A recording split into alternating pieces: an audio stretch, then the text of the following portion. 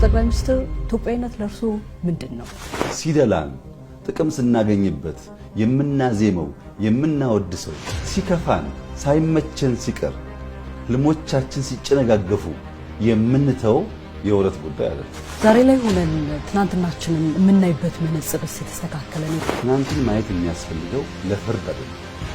ትናንትን ማየት የሚያስፈልገው ለመማር።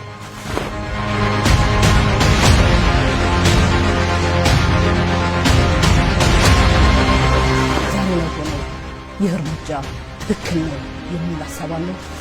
አንዳንዶች ከእጃችን ላይ የግል ምንዳ ጠበቁ። ያ የጠበቁትን ምንዳ ከእጃችን ሲያጡ አቆረጡ። ኑ ሲባሉ፣ ግቡ ሲባሉ፣ አብረን እንስራ ሲባሉ ኑ የተባልነው 4 ኪሎ ነው ብሎ ያሰቡ ሰዎች ሳቱ።